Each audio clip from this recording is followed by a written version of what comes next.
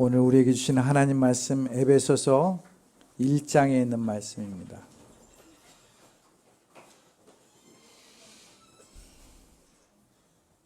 에베소서 1장 3절에서 14절 말씀. 신약성경 에베소서 1장 3절에서 14절 말씀. 찾으셨으면 우리 같이 한 목소리로 봉독하겠습니다. 함께 봉독하실 때 주님의 음성을 들을 수 있길 바랍니다. 함께 봉독합니다. 우리 주 예수 그리스도의 하나님 아버지를 찬양합시다. 하나님께서는 그리스도 안에서 하늘에 속한 온갖 신령한 복을 우리에게 주셨습니다. 하나님은 세상 창조 전에 그리스도 안에서 우리를 택하시고 사랑해 주셔서 하나님 앞에서 거룩하고 흠이 없는 사람이 되게 하셨습니다. 하나님은 하나님의 기뻐하시는 뜻을 따라 예수 그리스도를 통하여 우리를 하나님의 자녀로 삼으시기로 예정하신 것입니다. 그래서 하나님의 사랑하시는 아들 안에서 우리에게 거저 주신 하나님의 영광스러운 은혜를 찬미하게 하셨습니다. 우리는 이 아들 안에서 하나님의 풍성한 은혜를 따라 그의 피로 구속 곧 죄 용서를 받게 되었습니다. 하나님은 우리에게 모든 지혜와 총명을 넘치게 해주셔서 그리스도 안에서 미리 세우신 하나님이 기뻐하시는 뜻을 따라 하나님의 신비한 뜻을 우리에게 알려주셨습니다. 하나님의 계획은 때가 차면 하늘과 땅에 있는 모든 것을 그리스도 안에서 그분을 통하여 통일시키는 것입니다. 하나님은 그리스도 안에서 우리를 상속자로 삼으셨습니다. 이것은 모든 것을 자기의 원하시는 뜻대로 행하시는 분의 계획을 따라 미리 정해진 일입니다. 그것은 그리스도께서 맨 먼저 소망을 둔 우리로 하여금 하나님의 영광을 찬미하는 사람이 되게 하시려는 것이었습니다. 여러분도 그리스도 안에서 진리의 말씀 곧 여러분을 구원하는 복음을 듣고서 그리스도를 믿었으므로 약속하신 성령의 날인을 받았습니다. 이 성령은 하나님의 소유인 우리가 완전히 구원받을 때까지 우리의 상속의 담보이시며 우리로 하나님의 영광을 찬미하게 하십니다. 이것은 주님의 말씀입니다. 하나님 감사합니다. 아멘. 이제 새해가 되어서 첫 주일을 맞이하게 됐습니다. 이 첫 주일 출발하면서 여러분들에게 하나님의 은혜와 축복이 함께 하시기를 간절히 소망합니다. 어느 목사님의 설교 가운데 있었던 간증을 제가 잠깐 시작하면서 새해 인사를 하고자 합니다. 어느 목사님이 경험한 이야기인데 목사님의 교환 목사로 이제 영국에 가게 되셨다고 합니다. 그리고 그 영국의 브리스톨이라는 마을에 가게 되었어요. 성탄절이 가까울 무렵에 어느 교회에서 크리스마스 캐롤을 부르는 모임에 참석하게 되었다고 합니다. 그 20여 명이 모여서 크리스마스 캐롤을 부르면서 같이 은혜를 나누게 되었는데, 근데 그때 마침 피아노를 칠 사람이 없었다고 그래요. 마땅치 않았다고 합니다. 반주자가 없어서 난감한 그런 모습이 된 것이죠. 그 교회의 목사님이 한 할머니를 향해서 이렇게 말하는 것을 들었다고 합니다. 헬렌, 당신이 있으니 피아노 칠 사람 걱정을 안 해도 되겠군요. 이렇게 이야기했습니다. 목사님이 말한 그 헬렌이라는 할머니는 70세가 넘으신 분으로 보였다고 합니다. 그 할머니는 역시 슬픈 얼굴로 이렇게 대답합니다. 목사님, 제가 신경통으로 피아노를 칠 수 없다는 것을 잘 알고 계시지 않습니까? 이렇게 이야기했습니다. 그러자 목사님은 더 확신에 찬 음성으로 이렇게 말씀하십니다. 창조자인 하나님을 믿는 사람이 그까지 신경통을 두려워하다니 말이 됩니까? 그러면서 신경통이 당신의 찬양을 덮어버릴 수 없을 것입니다. 이렇게 하셨습니다. 그 이야기를 들은 헬렌 할머니는 신경통이 있는 오른손은 쓰지 못했지만 왼손으로 반주하기 시작했어요. 그래서 모든 20여 명이 모였던 그 사람들이 함께 찬양을 불렀다고 합니다. 거기에 참석했던 이 목사님은 너무도 감동스러운 찬양을 부르게 되었다라는 그런 간증을 듣게 되었습니다. 그러면서 설교 가운데 이런 말씀하시는 거예요. 신경통이 찬양을 덮을 수 없다, 이 말에 영어로는 덮어버린다는 뜻이 머플이라는 뜻이라고 합니다. 머플. 그래서 머플러 하지 않습니까? 목을 감싸는 것을. 그런 예를 들으면서 우리는 살아가면서 여러 가지 문제가 하나님을 향한 감사와 찬양을 덮어버리는 경우가 종종 있게 됩니다. 그러나 금년에는 그러한 세상적인 근심과 걱정이 우리를 덮는 것이 아니라 추운 겨울에 머플러가 목을 따뜻하게 감싸듯 하나님의 은혜가 여러분들의 삶을 덮어주기를 바랍니다. 이렇게 설교하는 내용을 들었습니다. 어떻습니까? 감동되지 않습니까? 저도 여러분들에게 축복하길 원합니다. 2020년도에는 여러분들이 가지고 있는 근심과 걱정, 여러 가지 문제가 내 삶을 덮을지라도 낙심하거나 절망하지 않고 오히려 주님의 은혜를 끝까지 멈추지 않고 나아가는 그러한 성도들이 될 수 있기 바랍니다.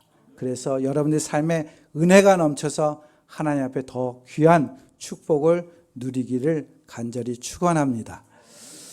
연초가 되면 제가 이렇게 축복의 덕담을 하는 것처럼 우리는 서로 복을 빌거나 복에 대해서 많이 이야기를 하지요. 새해 복 많이 받으세요. 새해 복을 누리세요. 이렇게 말을 많이 합니다. 누구나 복을 받기를 원하는 것, 행복하기를 원하는 것은 사람의 마음이라면 다 누구나 갖는 마음이죠. 올해 해돋이를 보러 동해안 쪽으로 가신 분들이 58만 명 정도 된다고 합니다. 물론 다른 데 동해안이 아닌 다른 곳에도 해돋이를 보는 분들이 있었지만 그렇게 사람들은 첫 해를 맞이하면서 자기의 복을, 자기의 소망을 기원하는 그런 마음을 갖는다라는 것을 보게 됩니다.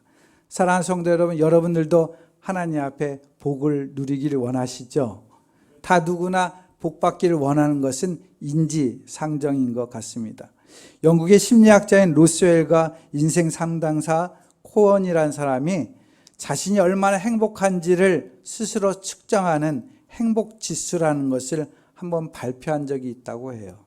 이 공식에 따르면 인간의 행복에는 다른 어떤 요소보다 건강, 돈, 인간관계 등이 중요하다라고 그렇게 보고되고 있습니다. 그래서 요즘은 웰빙 또는 워라벨 이런 단어를 쓸 때 그 안에는 단순히 내 삶이 행복한 것뿐만 아니라 물질적인 요소도 기본적으로 갖추고 있어야 된다라는 것을 나타내고 있는 것을 보게 됩니다. 그런데 반면에 흥미로운 또한 조사가 있어요.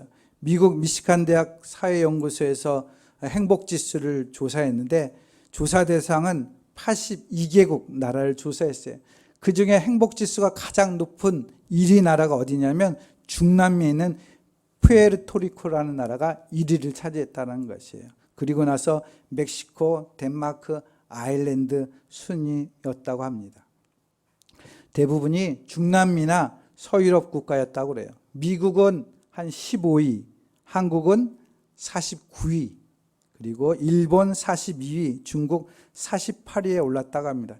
이 결과를 놓고 보면 우리가 행복하다는 것은 물질의 기반을 둔 것만이 아니라 물질이 아니어도 행복할 수 있다는 것을 보여주는 지표라고 이야기할 수 있어요.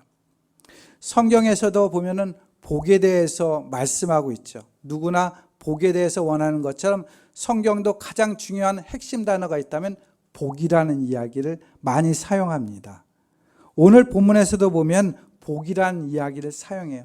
3절 말씀 한번 보시기 바랍니다. 3절 말씀 같이 함께 읽겠습니다. 시작.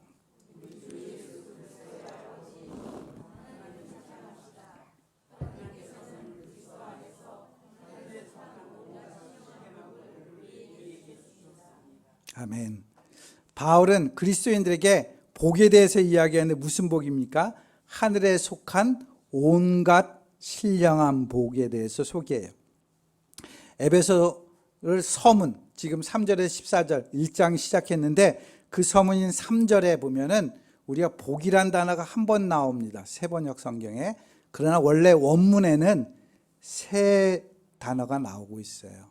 그래서 어떻게 보면 개역개정 성경 전에 있었던 개역 성경에는 잘 번역해 주고 있어요. 원문에 가깝게. 제가 봉독해 드리겠습니다. 찬송하리로다 하나님 곧 우리 주 예수 그리스도의 아버지께서 그리스도 안에서 하늘에 속한 모든 신령한 복으로 우리에게 복 주시되, 이렇게 돼 있어요. 근데 두 개밖에 복을 얘기하지 않았습니다. 하나는 어디 있을까요? 처음에 찬송하리로다. 이것도 원어적으로는 복이라는 단어, 율로게토스라는 단어를 쓰고 있어요. 율로게토스, 율로게사스, 율로기아, 이 세 단어가 이 3절에 쓰여지고 있다는 것입니다. 중요한 것은 성경의 복은 좀 다른 복이라고 이야기할 수 있어요. 우리는 알고 있는 흔한 복은 뭐냐면 내가 중심적인 복이에요. 내 중심적인 복. 남이 건강한 것이 내 행복이 되지는 않습니다. 그렇죠?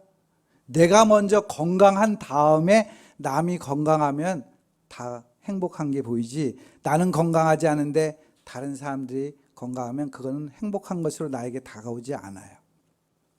또한 남의 가정과 자녀가 잘 되는 게 내 행복이 되지 않습니다. 내가 먼저 내 가정의 자녀들, 내 가정이 행복할 때 다른 사람도 행복한 것이 다가오지, 나는 행복하지 않는데 다른 사람들의 가정과 자녀가 잘 되는 것은 행복한 것으로 다가오지 않는다는 것이에요. 그런데 오늘 본문에서 나오는 복은 나에게 속한 복이 아니라 어디에 속했다고 이야기합니까? 하늘에 속했다라고 이야기하고 있어요. 하늘에. 신령한 복을 이야기합니다.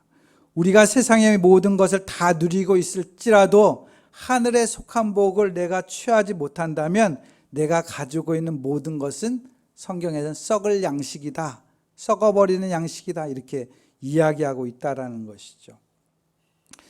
예를 들면 영주권 얘기하지 않습니까? 영주권이 없는 사람에게는 아무 권리도 주어지지 않아요. 그래서 살아가기가 무척 어렵지만 영주권만 받게 되면 직장이 없어도 연금을 받을 수 있다고 합니다. 의료 서비스, 교육 서비스도 다 받을 수 있어요. 지난번에 말씀드린 것처럼 미혼부 이야기를 한 적이 있습니다. 아기를 우리나라 국민으로 등록하지 못했을 때 그 아기에는 어떤 혜택도 주어지지 않는다는 걸 말씀드린 것처럼 우리가 하늘의 복이라고 오늘 말씀드린 것은 내가 하나님 앞에 속하지 않으면 받을 수가 없는 것이에요. 내가 먼저 하늘에 속해 있을 때에 하늘의 복을 받을 수 있다는 것을 우리는 먼저 염두에 두어야 됩니다. 여러분들, 그럼 내가 하늘에 속하기 위해서는 어떻게 해야 될까요? 하늘에 속하기 위해서는 어떻게 될까요? 5절 말씀 보시기 바랍니다. 5절 말씀 같이 함께 읽겠습니다. 시작.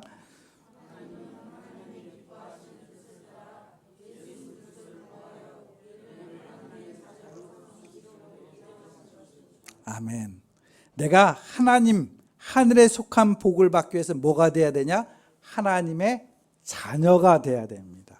하나님의 자녀가 돼야 돼. 하나님의 자녀가 되지 않으면 우리는 하나님의 복을 누릴 수가 없어요. 그래서 성경은 끊임없이 우리를 하나님의 자녀로 삼아주기 위해서 하나님께서 역사하신 일들을 기록한 책이다, 이렇게 이야기할 수 있습니다. 전적으로 하나님의 은혜로 되어지는 것이죠. 우리가 하나님 앞에 나아가 설 수 없지만 하나님이 우리를 사랑하셔서 여러분과 저를 하나님의 자녀로 삼아주시고자 애쓰셨다는 것이에요. 누구를 통해서 그랬습니까? 예수 그리스도를 통해서. 본문을 여러분들이 천천히 잘 읽어보면 예수 안에, 그리스도 안에라는 표현들을, 그리스도인으로 말미암아라는 표현들을 많이 쓰고 있어요. 즉 내가 하나님의 자녀가 될 수 있는 길은 내 힘으로 안 되고 주님의 은혜로 되어졌다라는 것을 이야기하고, 하나님께서는 끊임없이 나를 자녀 삼아주기 위해서 애쓰시고 계시다라는 것을 성경을 통해서 우리는 알 수 있다는 것이죠. 신명기 7장 6절 말씀에 뭐라고 합니까? 여호와께서 지상 만민 중에 너를 자기 기업의 백성으로 어떻게 하셨다? 택하셨다라고 얘기하거든요. 오늘 본문에서도 창세 전부터 우리를 자녀로 삼아주기 위해서 예정하셨다라는 것이에요. 그 일을 계획하시고 준비하시고 인도하셨다라고 이야기합니다. 우리를 하나님의 자녀로 삼아주기 위해서. 왜 우리가 하나님의 자녀를 하나님께서 삼아주셨습니까? 하늘의 복, 신령한 복을 누리기 위해서인 것이죠. 또 한 단계, 자녀가 되면 그 다음 단계가 있어요. 그 다음 단계. 11절 말씀 함께 읽겠습니다. 11절 말씀 시작.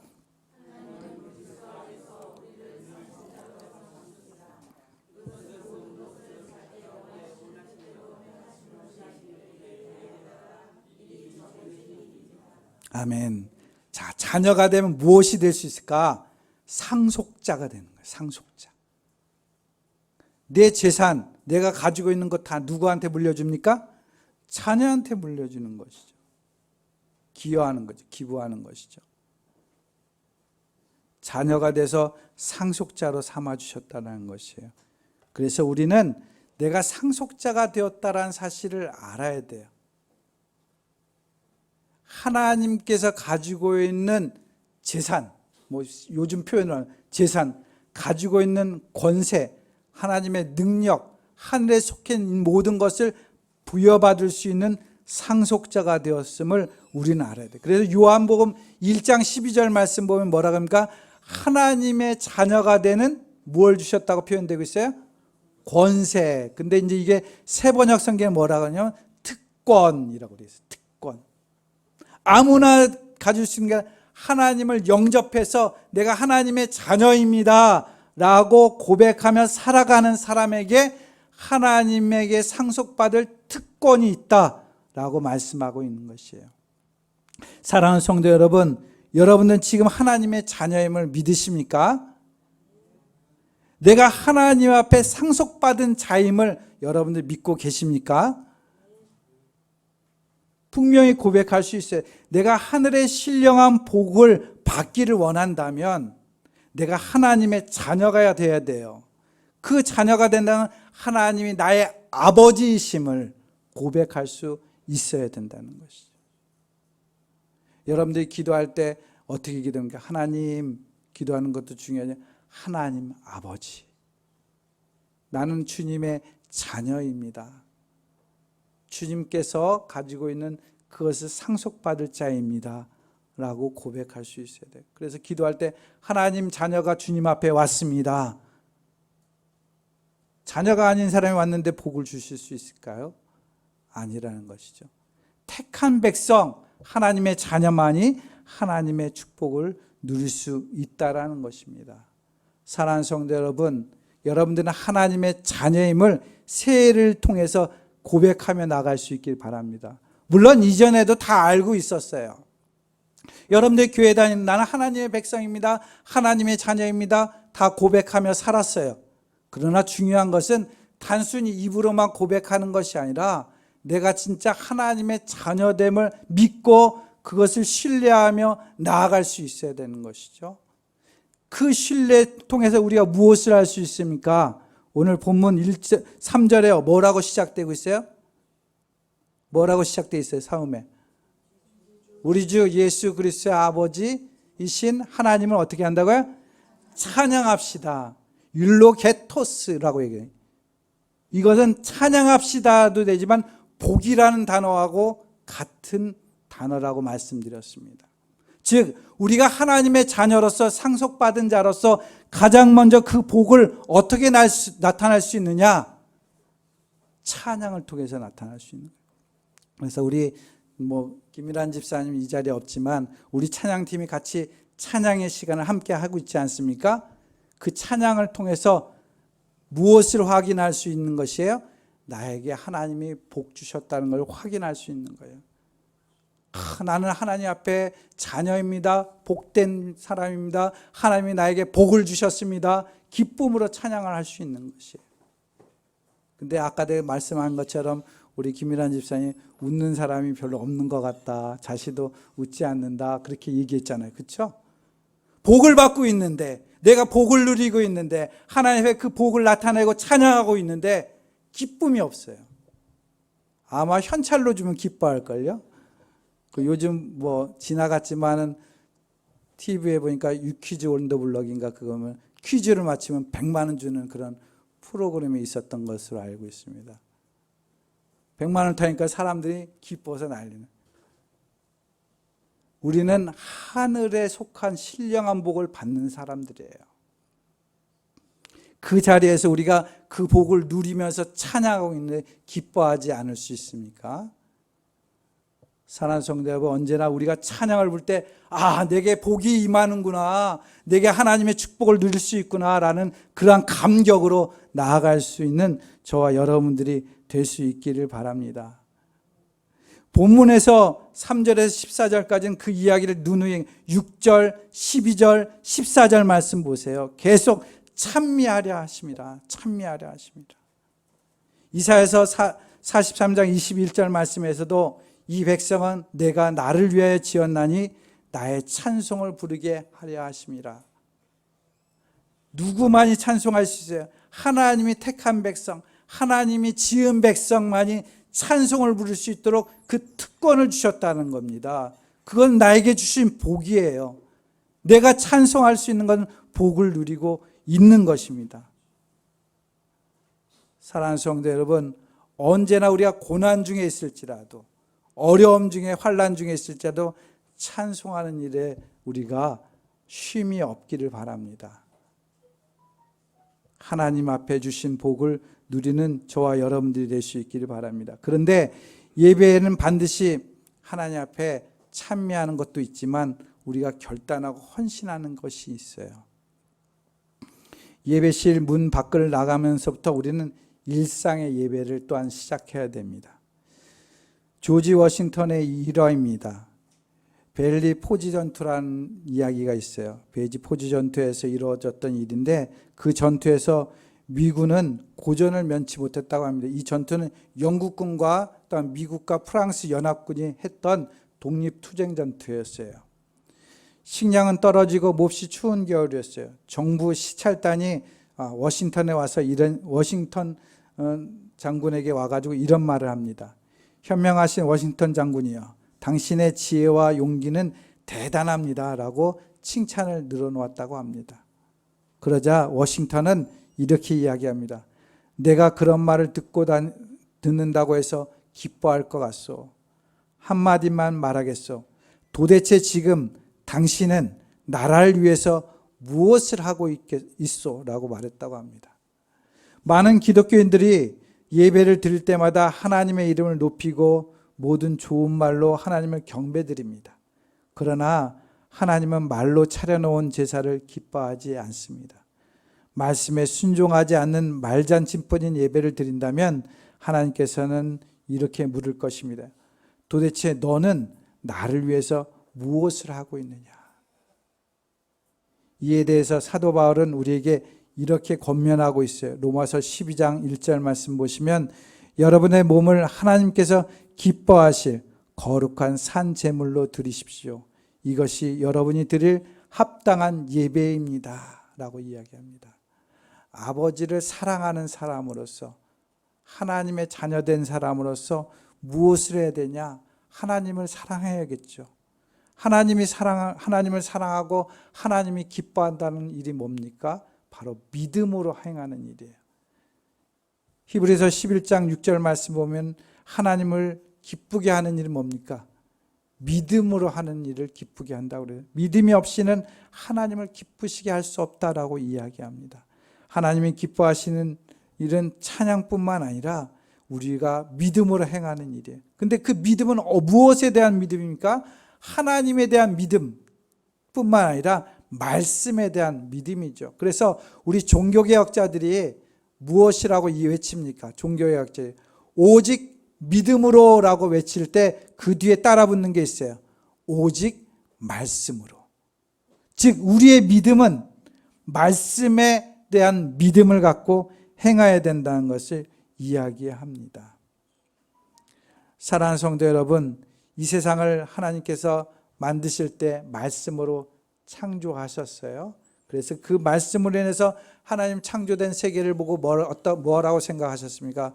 좋았더라라고 표현하고 있어요. 그러니까 말씀으로 되어진 것은 다 좋았다라고 표현되고 있는 것이에요. 그런데 우리가 범죄함으로 인해서 하나님의 말씀을 떠났어요. 하나님의 말씀을 지키지 않았어요. 오히려 말씀을 전하는 자를 핍박하고 배척했어요. 죄를 지게 된 것이죠. 그래서 돌아온 것은 심판하는 거예요. 우리도 자녀들 잘못하면 제재를 가하지 않습니까? 그런 것처럼 하나님께서도 우리가 말씀을 따르지 않았을 때 심판하시고 재앙을 내리셨습니다. 우리를 다시 한번 회복시켜 주시고 말씀 앞에 서길 원하셔서 이 땅에 보내주신 분이 예수 그리스도. 그래서 요한복음 뭐라니까 말씀이 육신이 되었다라는 표현을 쓰고 있어요. 즉 그 뜻은 예수님께서 이 땅에 오셔서 말씀대로 사셨다, 이런 의미도 돼요. 말씀, 약속대로 그 모습을 보여주셨다. 그와 같이 우리도 말씀을 따라 살기를 원하시는 주님의 뜻을 우리는 바라볼 수 있어야 되는 것입니다. 사랑하는 성도 여러분, 우리가 하나님 앞에 속한 자로서 살아간다는 것, 하늘의 복을 누리면서 살아간다라는 의미는 바로 우리가 주님의 말씀을 따라가는 자체가 복이라는 사실을 아시기 바랍니다. 그 말씀을 따라 살아갈 때 주님의 복을 우리는 누릴 수 있게 되는 거예요. 근데 그게 쉽습니까? 말씀을 따라 산다는 건 쉽습니까? 어렵습니까? 쉬워요? 어려워요? 다들 쉬우시군요. 저는 어렵던데. 그래서 본문 13절 14절 말씀 함께 읽겠습니다. 시작.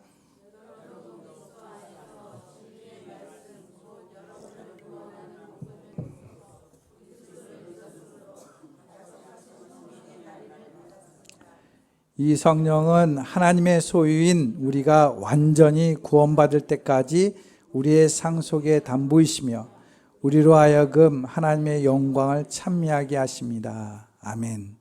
자, 우리가 하나님의 자녀가 되었어요. 상속자가 되었어요. 그래서 우리가 찬미하고 말씀에 순종해요. 근데 어렵고 힘든 일은 계속 있어요. 낙심하고 절망할 수 있어요. 그런데 중요한 것은 그 가운데 누가 함께하고 계시냐? 성령께서 함께 하신다라고 말씀해 주십니다. 언제까지요? 완전히 구원받을 때까지. 하나님의 나라 임하시는 그날, 내가 주님 앞에 가는 그날까지 성령께서 함께 하신대. 우리를 인치셨대요. 너는 내 것이다 라고 인치셨대요. 내가 어떻게 할 때? 하나님을 바라보고 찬양하고 믿음으로 말씀을 붙들고 살아갈 때 우리를 인도해 주신다는 약속의 말씀인 것이에요. 사랑하는 성도 여러분, 1년 동안 여러분들 결단한 것 있어요. 소원들, 이제 기도 제목들 내놓으셨어요. 그래 놓고서 써놓고서 본인 기도 제목들은 다 까먹고 계시죠. 이제 한 6개월 지나면 내가 무슨 기도 제목 드렸더라 모르신 경우가 있어요. 근데 그 우리의 기도 제목, 우리의 소원, 우리의 결단, 내가 하나님을 나의 아버지로 섬기겠습니다. 날마다 주님 앞에 신앙생활 열심히 하겠습니다. 이런 각오와 결단을 가지고 나아갈 때 성령님께서 그 약속을 지켜주시고 우리를 대신해서 이끌어 주신다라고 약속하고 있어요. 그래서 우리는 하나님 앞에 축복받을 수밖에 없는 존재인 것을 우리 바울 사도는 이야기해 주고 있는 것입니다. 사랑하는 성도 여러분, 올 한 해 살아가면서 하늘에 속한 이 신령한 복이 무엇인가를 깨달아 알 수 있기 바랍니다. 세상에서는 건강이다, 또한 물질이다, 이런 것으로 표현하고 있지만 세상이 알 수 없는 신령한 복, 우리가 하나님의 자녀가 되었다라는 것, 우리가 하늘의 신령한 상속자가 되었다라는 사실을 깨닫고 더욱 주님 앞에 찬미하며 믿음으로 살아갈 수 있는 저와 여러분들 될 수 있기를 주님의 이름으로 축원드립니다. 기도하겠습니다. 사랑과 은혜가 많으신 아버지 하나님, 2020년도 첫 주일을 맞이해서 하나님 앞에 예배드리며 주의 말씀을 상고합니다. 하나님이 주신 그 신령한 복이 무엇인지를 우리가 다 헤아려 알 수 없지만 이 시간을 통해서 말씀하신 우리가 하나님의 자녀됨, 우리가 하나님의 상속자가 되었다는 사실을 잊지 않게 도와주시고 늘 그 사실을 믿고 의지하며 하나님을 찬미하며 믿음 안에 행하는 저희들 될 수 있도록 인도하여 주시옵소서. 그래서 올 한 해에는 어떠한 상황이 있을지라도 믿음으로 승리하며 주 앞에 영광 돌리며 그 가운데 이루어지는 하나님의 놀라우신 복을 이루며 살아갈 수 있는 우리 모든 성도가 될 수 있도록 축복하여 주시옵소서. 감사하고 예수님의 이름으로 기도드립니다. 아멘.